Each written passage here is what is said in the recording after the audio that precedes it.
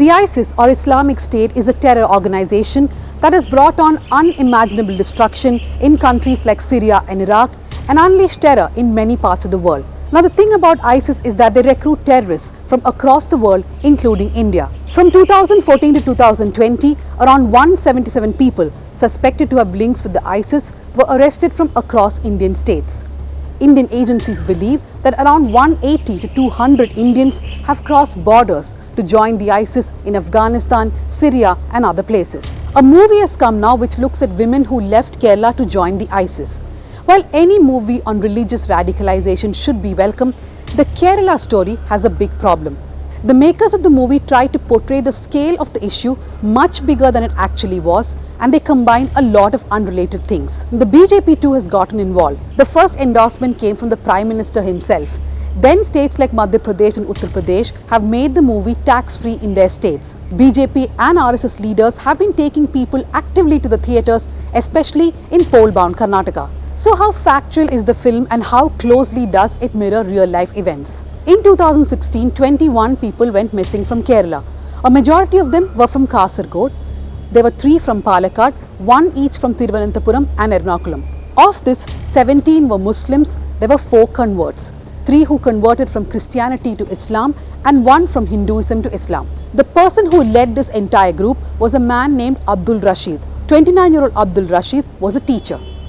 The movie focuses on 2 converts, Fatima and Ishaq, but the fact is that primarily the group that left was a group of radicalized Muslims. How did they get radicalized? Who were their foreign handlers? How did they become followers of Zakir Naik? There is a real story to be told there, but the movie is interested only in one narrative, love jihad.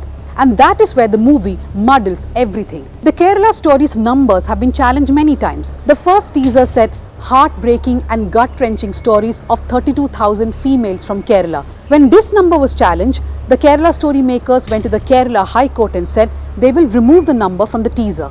But the movie actually peddles many more numbers. For example, there is a scene in which the character called Nima tells a police officer that 30,000 girls who converted are missing from Kerala, and we believe, sir, that around 50,000 such girls are missing. Now, according to data by the National Crime Records Bureau in 2021, 10,996 people were missing from Kerala.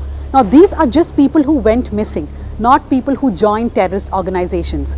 These numbers keep changing because every year thousands of people go missing, some are found, some come back by themselves. In fact, if you look at the numbers, it's way higher for states like Madhya Pradesh or Maharashtra.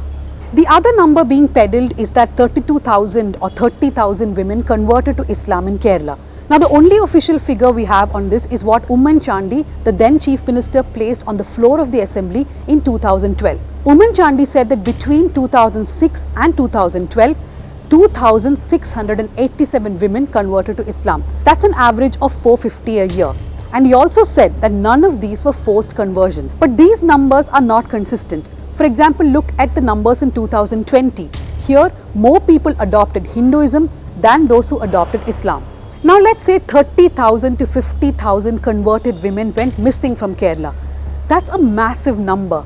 Would the government of India not know if this many women crossed borders to join the Islamic State? As far as people who crossed borders from India to join the Islamic State goes, India believes the number is not more than 200, of which 40 people could be from Kerala. Now, you may ask, do the numbers matter? Isn't it bad enough if 2 or 3 women left to join the Islamic State? Yes, it is bad. No one should be radicalized. No one should join terror groups. But what the movie does is to grossly exaggerate these numbers to create a shock value and project to its viewer that this is the reality of Kerala. The movie deliberately confuses those women who joined the Islamic State with the other women who voluntarily chose their religion for whatever reasons, including consensual interfaith relationships. But that is what the Sangh has been peddling for years, that every woman who chooses Islam either for love or marriage is a victim of love jihad. Kerala has also had instances where young Hindu women have come out saying that their friends or partners misled them and they converted to Islam and they reconverted. There is also the case of Hadia, who went till the Supreme Court standing by her right to convert to Islam, and the court stood by her. You may believe that religious conversions should be allowed or banned. You may believe that some conversions are forced, however you choose to describe it. But the reality is the Indian constitution gives its people the right to choose their religion, be it because they want a better belief system, better social acceptance, or for any reasons like that of marriage. So, 50,000 girls have not gone missing from Kerala, 32,000 girls have not gone missing from Kerala, and there are no public records of more than 6 women from Kerala joining the Islamic State.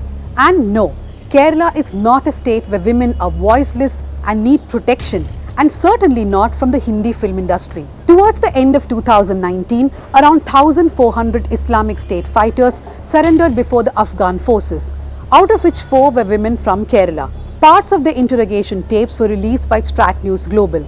This shows that they were highly radicalized, unrepentant, and they even went to the extent of saying that some of their time at the so-called caliphate was good. The only problem was that the slaughtering and violence in the caliphate was more than they expected. When there was a Khilafah, when I was in Mahmud, I was happy at that time. So I can never say that Khilafah was wrong, what I did was wrong. That I can't say right because I had a comfortable life there. Once we reached here, many things we saw were not up to our expectations.